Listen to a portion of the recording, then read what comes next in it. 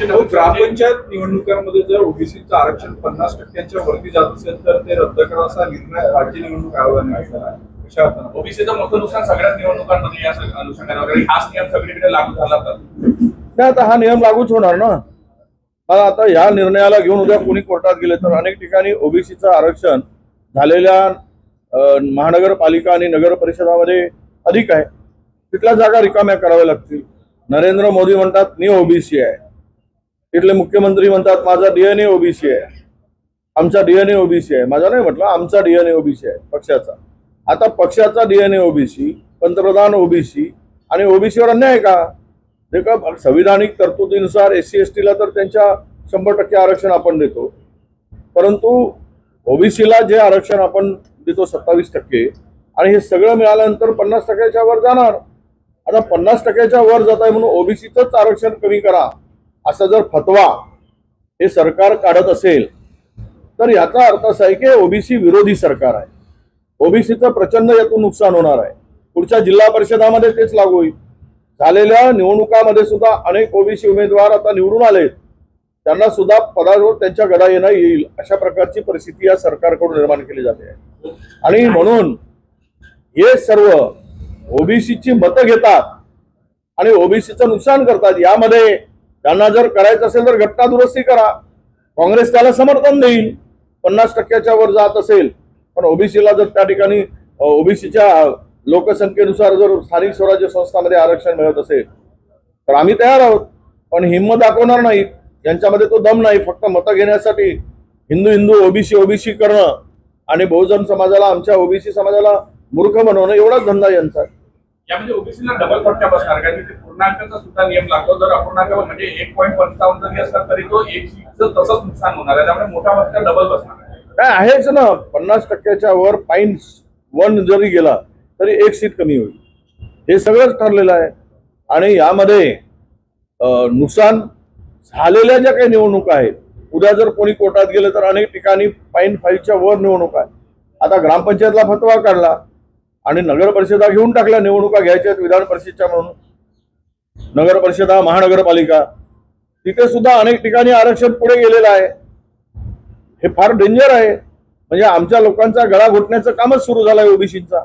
ज्या ठिकाणी निवडून आले उद्या त्यांना जर त्या जसं 2000 मला वाटतं 19 मध्ये की 20 मध्ये नागपूर जिल्हा परिषदेमध्ये झालं, हे 5-7 वर्षापूर्वी, तर त्यावेळेस सुद्धा त्या अनेक लोकांना राजीनामा पदमुक्त केलं गेलं. म्हणजे निवडणुकीला उभे राहिले, त्यांनी पैसा खर्च केला आणि त्यांना पदातून मुक्त व्हावं लागलं. अशीच परिस्थिती अनेक ठिकाणी येईल. हे सगळ्या ठिकाणी लागू करावं लागेल. फार वाईट आहे हे. पण हे बेअक्कलपणा ह्या ग्रामविकास विभागाचा. 50%च्या वर गेल्यावर ओबीसीचं आरक्षण कमी करा. सर्वोच्च न्यायालयात अजून निकाल प्रलंबित आहेत. थापाड्या मारण्याचं काम सरकार करते आहे. मग त्यांना काय लाज वाटत नाही का? लवकरात लवकर निकाल लावून घेतले पाहिजेत. कशाला तारीख पे तारीख मागत आहेत? कमर्शियल एलपीजी की रेट बढ़ावी है. हो, एकंदरीत काय सांगाल? महाराष्ट्रामध्ये परिषदची निवडणूक आहे. भाजपला कसं बघता तुम्ही? 16 ठिकाणी निवडणूक आहे, तर एका ठिकाणी जे आहे बावनकुळेंच्या जागेवरती बायपोल आहे. कसं बघता एकंदरीत संपूर्ण चित्र महाराष्ट्र? एकूण 17 जागेवर विधान परिषदेच्या निवडणुका होत आहेत आणि भारतीय जनता पक्ष आणि त्यांच्या अलायन्स हे संपूर्ण 17च्या 17 जागा या निवडणुकीमध्ये जिंकून येणार आहे. त्याचे मुख्य कारण असं आहे का देवेंद्र फडणवीस साहेबांनी या महाराष्ट्राच्या विकासाच्या माध्यमातून संपूर्ण चित्र बदललेलं आहे. ज्या ज्या महानगरपालिकेमध्ये ज्या महानगरपालिकेच्या निवडणुका होत आहेत त्या सगळ्या जिल्ह्याचा अगर आपण विचार केला तर संपूर्ण डेव्हलपमेंट करण्याचं काम, सगळ्याला विश्वासात घेऊन करण्याचं काम, आणि म्हणूनच या निवडणुकीमध्ये 17चे 17 उमेदवार हे भारतीय जनता पक्ष आणि अलायन्सचे या ठिकाणी निवडून येतील, ज्यांचा आम्हाला खास विश्वास आहे. हो, दुसरीकडे अगर बघितलं गेलं तर ग्रामपंचायतच्या जे निवडणुका लागणार आहेत त्याला घेऊन मुख्य निवडणूक आयोगाने असं एक निर्देश दिलेले आहे की 50%च्या वर आरक्षण केला तर ओबीसीचा निवडणुकामध्ये ओबीसीचं आरक्षण कमी करण्यात येईल. कसं बघताय या संदर्भात? नाही, मागच्या वेळेसच आपल्याला माहित असेल का सुप्रीम कोर्टाने स्पष्ट रूपाने आदेश दिले होते का 50%च्या वरचं आरक्षण जाऊ नये, आणि त्यामुळेच आपल्या महानगरपालिकेच्या निवडणुका झाल्या, राज्यातल्या सगळ्या महानगरपालिकेच्या निवडणुका झाल्या, आणि निवडणूक आयोगाने जे आता घोषित केलं आहे का 50%च्या वरचं अगर आरक्षण गेलं तर त्या निवडणुका घेता येणार नाही. हा सर्व विषय निवडणूक आयोगाच्या हाती नसून तर हा सर्व विषय सुप्रीम कोर्टाच्या हाती आहे, सर्वोच्च न्यायालयाच्या हाती आहे. आणि म्हणून हे खरं आहे का ओबीसी हा घटक फार मोठ्या प्रमाणात महाराष्ट्रामध्ये आहे. 52%च्या वर तो ओबीसी या महाराष्ट्रामध्ये आहे. आणि म्हणून आजची अशी वेळ आहे का बा हे आरक्षण वाढलं पाहिजे ओबीसीचं. आणि म्हणून निवडणूक आयोगाने कितीही म्हटलं, अखेर त्यांची बंधन आहे का सर्वोच्च न्यायालयाने दिलेल्या निर्णयाच्या अनुषंगाने ते निवडणुका घेऊ शकतात. आणि नगरपंचायतच्या निवडणुका असो त्या ग्रामीणच्या कोणत्याही निवडणुका असो, त्या नियमानुसार सुप्रीम कोर्टाच्या गाईडलाईन्स अनुसारच त्या ठिकाणी निवडणुका होणार आहे. आणि म्हणून या निवडणुका लवकरात लवकर व्हाव्या, कारण जनप्रतिनिधी म्हटलं तर अलगच फरक पडते, प्रशासक म्हटलं तर अलग फरक पडते. कारण जनतेले विश्वास हा जनप्रतिनिधीवर राहते, तो छोटे मोठे कामं त्या भागातले करतात.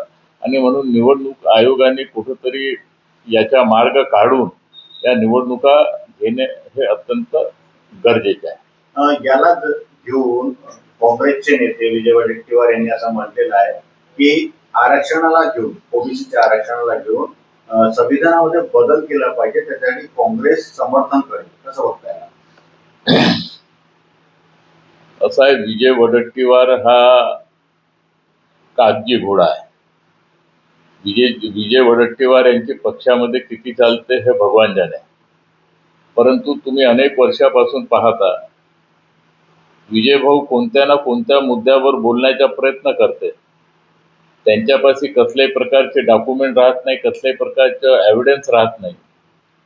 आणि येऊन जाऊन मीडियामध्ये आपण कसं आलं पाहिजे आणि त्या दृष्टिकोनातून सरकारवर जे आरोप ते वारंवार करत राहतात.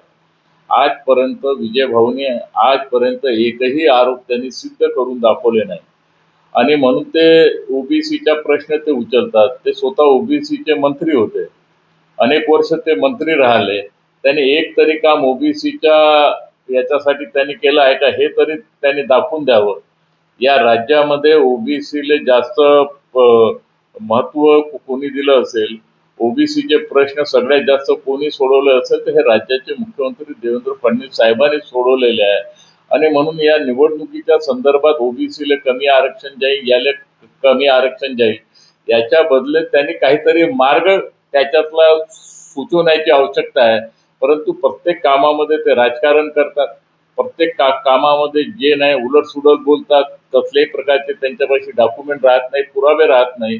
आणि म्हणून काँग्रेसचा एवढा सिनियर नेता जो अशा प्रकारचे वर्षनगर करत असेल तर काँग्रेसले सिर्फ मीडियाद्वारे त्यांची फोटो चमकते, लेकिन ते या कामामध्ये टोटली झिरो आहे. आणि म्हणून विजय भाऊनी बोलताना जरा संविधानाची बी त्यांनी अभ्यास करायला पाहिजे, सर्वोच्च न्यायालय हायकोर्टाचा बी अभ्यास करायला पाहिजे. आणि त्या दृष्टिकोनातून फडणवीस साहेबांनी स्पष्ट रूपाने सांगितलं, जे संविधान, सर्वोच्च न्यायालय, उच्च न्यायालय यांचे जे काही गाईडलाईन्स असेल त्याप्रमाणे आपण त्याच्या बाहेर जाणार नाही. संविधानाचे रक्षण करूनच आपण हे सगळ्या गोष्टीचे प्रश्न आपण सोडवणार. हो, एक दुसरा प्रश्न असा होता की पूर्व नागपूरमध्ये 8 एकरमध्ये स्पोर्ट्स कॉम्प्लेक्सची भव्य निर्मिती होणार आहे. काय सांगाल एकंदरीत आणि किती वेळात हा पूर्ण होईल? कोण? वाठोड्यामध्ये 8 एकर जागेवर हा गडकरी साहेबांचा ड्रीम प्रोजेक्ट आहे.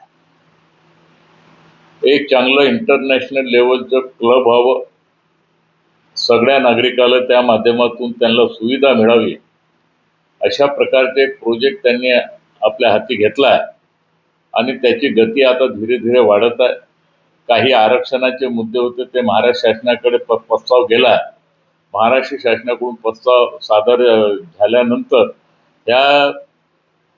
या क्लबची पुढची कारवाई त्या ठिकाणी सुरू होईल आणि देशातलं आणि महाराष्ट्राचं एक चांगलं क्लब या ठिकाणी निर्माण व्हावं, हे गडकरी साहेबांनी या ठिकाणी त्यांचे ड्रीम प्रोजेक्ट असून आणि ते लवकरात लवकर कसं करता येईल त्या दृष्टिकोनातून सगळेच लोक प्रयत्न करत आहेत.